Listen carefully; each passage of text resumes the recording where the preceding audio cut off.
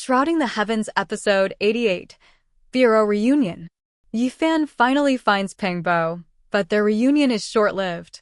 A lurking danger threatens them both, and the entire demon clan could be on their heads. Do you know how fruitful Yifan's trip to the demon clan was? Not only did he save his good brother Pengbo, but he also won Qiyao's heart. Let's resolve the issue from back in Yuanchu. Yifan heard his good brother Pengbo's voice again. He was incredibly excited. The two were good brothers back on Earth, and fought side by side for many years in Beidou. Now they finally had the chance to meet again. However, Blackie immediately threw cold water on Yifan's excitement. Although the old demon was defeated, he hadn't been completely killed by Yifan. Such a powerful being might have some unknown tricks up his sleeve. If Yifan relaxed, he risked having the tables turned. Yifan also understood this. After a brief moment of excitement, he and Blackie joined forces again and sealed the severely injured old demon within a divine artifact to suppress him. Inside, for added security, Yifan added a weapon forged by a great power. He held the green lotus and gently swept it across the golden cauldron. Only then did Yifan breathe a sigh of relief. He couldn't wait to search the depths of the stone sea for the source of the voice. But Pengbo's situation was dire. He was trapped in a cage made from a divine sword by the old demon. If Yifan hadn't arrived, Pengbo would have completely disappeared from this world. Seeing his good brother treated like this, Yifan felt a pang of sadness. Pengbo also cried happily. But it was all over now. Yifan tore open the cage and released Pengbo. The two brothers finally reunited. Pengbo regained control of his body. Soon the two were catching up on what had happened. Pengbo had been passively cultivating, and his greatest joy was cursing the old demon. However, initially, Pengbo and the old demon were in a symbiotic relationship. They shared the same fate. Neither could do anything to the other. But when the ancient Bulow Palace appeared, the situation changed. With the help of King Qingjiao and King Peacock, the old demon's depleted demonic essence stopped fading, and he gradually entered his second life, gaining a chance at rebirth. The old demon's divine sense grew stronger, and his cultivation progressed rapidly. Pengbo completely lost the chance to control his body. In addition, Yifan and Pengbo's biggest secret, that they came from another Earth in the starry sky, had been discovered by the old demon. This was the real reason Pengbo hadn't been killed. The old demon seemed to attach great importance to Earth, especially everything about it. He was very inquisitive. After a brief reunion, Yifan planned to leave with Pengbo, but Pengbo refused. If Pengbo left, the entire demon clan would hunt Yifan down. Having already angered the archaic world, his situation would become even more precarious. Therefore, Pengbo insisted on staying. He believed that after spending time with the old demon, he understood him well enough, so the demon clan wouldn't notice anything amiss. Besides, he was now free and controlled the demon emperor. No one could touch him. Seeing this, Yifan quickly pulled Blackie aside to secretly discuss some plans with Pengbo. Blackie watched Pengbo and Yifan scheme. One in the demon clan, the other among humans, supporting each other, they secretly planned to rob the holy sons of the sacred lands. This made Blackie sigh. These two were truly a menace. Who knew how many people would suffer at their hands? Soon, Yifan and Blackie quietly left the Bulow Palace and prepared to set off for the Yaoqi Grand Gathering. This was partly out of guilt towards Yanryu. The old demon was also a member of Yanryu's clan and was now about to be refined by them. Yanryu had been very kind to them. This made even the usually heartless Yifan feel a little ashamed. But due to his inherent bandit-like nature, Yifan ultimately chose to stay. And now he couldn't help but relax. Before leaving, he followed Blackie's advice and decided to gather some materials in the demon city for inscribing Dao patterns. They might come in handy. However, when Yifan arrived in the demon city, he ran into Qiyao again. Just then, Yifan received a warning. A young demon girl beside Qiyao secretly transmitted a message to him. You shouldn't be hanging around Sister Qiyao. Yifan was puzzled. The girl's disdainful voice came again. Have you ever heard the saying, a toad lusting after a swan's flesh? Apparently, she considered Yi Fan a born cripple, completely unworthy of the demoness Qi Yao. Yi Fan was speechless. He never thought he would suffer such unwarranted humiliation. He didn't want to pay attention to this little demon girl, but she seemed determined to make him leave, constantly taunting him. Yi Fan finally lost his temper and retorted. The tension between the human and the demon was palpable. Soon, they arrived at Fingxing Pavilion. This place was said to have been established by a former subordinate of King Qingjiao. Yi Fan immediately thought of the old demons guarding King Qingjiao's treasury, those decrepit old demons. Perhaps the owner of Fingxing Pavilion was one of them. The little demon girl pulled Qi Yao into Fingxing Pavilion. Her true purpose wasn't to see Fingxing Pavilion, but to bring customers to its owner, Bai Feng. Bai Feng was indeed inside. The little demon girl winked, creating an opportunity for Qi Yao and Bai Feng while simultaneously taunting Yi Fan through voice transmission. See? This is Bai Feng, a genius with soaring Dao comprehension. He can enter the 4th level secret realm anytime he wants. Don't you feel ashamed of yourself? Yi Fan was rendered speechless and ignored her.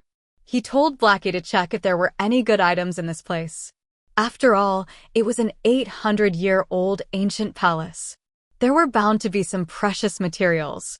Yi Fan went to check the source stones to see if any caught his eye. Bai Feng casually placed down over 30 stones of various sizes. Yi Fan's heart stirred. He felt that these stones were unusual, exuding the aura of the Tai. But the young demoness clearly wasn't ready to let Yi Fan off the hook. In front of Qi Yao, she mocked Yi Fan, calling him a toad lusting after swan's flesh. Bai Feng had also heard of Yi Fan's reputation and his interest in the mother Qi of all things.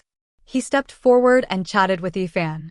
Just then, Blackie excitedly told Yi Fan via voice transmission to inquire about the origin of a broken pot. Upon learning that the broken pot came from a ruin predating the archaic era, they became intrigued. Could there be some secret behind this broken pot? Bai Feng shook his head and said it wasn't anything significant. Its only value lay in the mysterious Dao patterns inscribed inside. He had always been captivated by destiny and glory. Blackie couldn't sit still. He told Yi Fan that the important thing wasn't the broken pot itself, but where it was buried. Apparently, this broken pot was connected to the ruthless being from the cloud-severing mountain range. If this news got out, the entire northern region would be in an uproar. Yi Fan took the broken pot in his hands, pondered for a moment, and slowly said, "The ghost face markings on it look familiar. I think I've seen them somewhere before." Yi Fan's actions displeased the young demoness. She thought he was pretending to understand something he didn't. But Bai Feng wasn't stingy with Yi Fan. Instead, he invited him to a banquet with many young demon elites, young prodigies. Yi Fan didn't want any more trouble, but the broken pot's origin and Qi Yao's invitation led him to accept. Soon, the time came. Within a demon palace, many young demon elites had gathered. They feasted and drank. It was clear that this banquet was a high-profile event. Even Yan Ruyu and Qingyi were present. Everyone was feasting, drinking, chatting, and laughing. The atmosphere was very harmonious. Although Yi Fan was human, he had defeated the golden-winged rock prince at the same cultivation level in front of many people. His strength was undeniable. Moreover, he was brought by Tu Fei and had good relationships with many demons. So he enjoyed himself. Soon, the conversation turned to the Yaoqi Grand Gathering and, inevitably, to the golden-winged rock prince, who had come for the Yao Guang Holy Maiden. Many looked at Yi Fan, the saintly body, who had defeated the golden-winged rock prince at the same level. They marveled at the extraordinary nature of the saintly body. But the young demoness was still disdainful of Yi Fan, loudly proclaiming him a cripple and claiming that if the golden-winged rock prince and Yi Fan were at the same 4th-level realm, Yi Fan would undoubtedly lose. Yi Fan was used to being called a cripple. But Tu Fei stood up for his friend. However, this feeling quickly passed. Both of them were thick-skinned. They even started fantasizing about robbing the various sacred lands and stealing their holy daughters. Soon, Bai Feng, who had invited Yi Fan, appeared and told everyone that he and some friends had discovered an ancient ruin but couldn't identify the strange artifacts inside. He hoped everyone could help with the identification. After the large iron box was opened, a decaying aura emanated. There were dozens of bronze artifacts, all dilapidated. There was a fragmented bronze bell, a tattered gourd, and a rusty bronze cauldron. The artifacts seemed extraordinary, but had no divine meaning. However, they all bore ghost face markings, the same as the markings on the bronze pot from earlier. This made Blackie very excited. Soon, everyone learned the origin of these artifacts. As Blackie suspected, they came from the cosmos. However, the topic quickly shifted. Looking at the artifacts, Tu-Fei couldn't help but sigh. After cultivating for so many years, in the end, it's all just a pile of dirt. How many people achieve true enlightenment? Blackie retorted, the Great Earth has achieved it. But Tu-Fei argued that the Great Earth was already dead. Besides, how many Great Earths are there? Blackie wanted to say something, but ultimately remained silent. The conversation shifted to the topic of the Great Earth. Coincidentally, among those present, Yan Ryu was a descendant of the Demon Emperor. But even she didn't know how powerful the Green Emperor truly was. The Demon Emperor was the last great emperor of the Eastern Wastelands, closest to the present day. Yet even he was not fully understood, let alone those from before the Archaic era. The banquet soon ended. Many were drunk. A few demons tried to help Qi Yao, but she refused. Yifan was also preparing to leave, but Qi Yao noticed something was amiss. Qi Yao told him he had come for Peng Bo, but was now leaving. This had aroused Yan Ryu's suspicion. Qi Yao's purpose was to keep Yifan there. Yan Ryu had already gone to Bulow Palace to investigate. Yifan was startled, but didn't reveal his surprise. He believed Peng Bo wouldn't slip up. At this moment, Qi Yao started teasing Yifan again. With his modern mindset, Yifan was naturally not one to back down. He even showed his roguish side. After a playful struggle, they became intimate. It could be said that Qi Yao truly fell in love with Yifan at this moment. She was also Yifan's first woman. Unfortunately, falling in love with Yifan was the beginning of Qi Yao's tragedy. Afraid she wasn't worthy of Yifan, who possessed the archaic saintly body, she began to cultivate desperately. But haste makes waste. Qi Yao's cultivation deviated, and she eventually perished. Until her death, she couldn't express her longing for Yifan. When Yifan returned to King Qingjiao's palace, he learned of Qi Yao's passing. He was heartbroken. If Qi Yao hadn't fallen for Yifan, with her talent and status within the demon clan, she could have easily found a good match.